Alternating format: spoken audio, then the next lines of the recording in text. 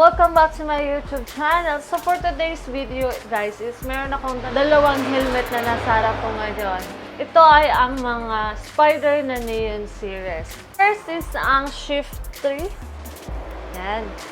Shift 3 at saka Phoenix Plus.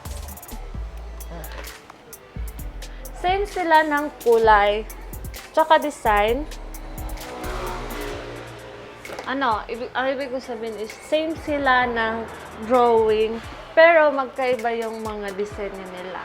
First guys is ang Phoenix Plus. Ang Phoenix Plus guys is meron siyang built-in na spoiler. Ito. Pero yung Shift 3 wala. Dito naman sa Shift 3 guys is dual visor. Ito. Pero, dito naman sa Phoenix Plus is single lens lang. Phoenix Plus. Yung Phoenix Plus, guys, is naka-silver iridium na siya. Ayan. Pero, single lens lang siya. Ayan. Hindi siya kagaya ng Shift 3 na naka-dual visor.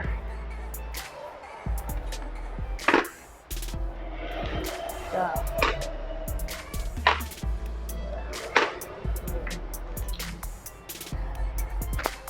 ang Phoenix Plus guys is meron siyang dalawang upper vents dito. Yan. Pero dito naman sa Shift 3 is isa lang pero nasa bandang gitna. Yan. Pero ito namang Phoenix Plus guys is yung front ventilation niya is ito. Meron siyang slide button. Yan. Tsaka, ang Shift 3 naman is iba din yung design niya. Pero parang mas detailed siya dito. Yan. Same lang sila naka-silver iridium. Meron din silang free na clear lens, diba? So, yung guys, itong Phoenix Plus, yung back air vents niya is nasa loob ng spoiler. Yan. Yan yung back air vents niya. Pero dito sa Shift 3, guys, is ito. Medyo maliit yung back air vents niya. Same sila ng quick release na strap. Ito. At saka yung naman guys, yung foam niya sa loob. Ito. Yan. Pwede din siyang matanggal. Pwede kung gusto niyo siyang tanggalin at saka labhan.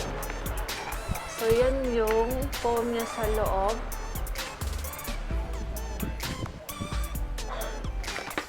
Sa Shift 3 yan. Tapos yung Phoenix Plus naman, yung foam niya sa loob, same lang silang dalawa. Yan. Meron ding ibang kulay nito. Merong pink at saka purple. Tapos, ang Shift 3, guys, is merong orange at saka neon green. Ayan.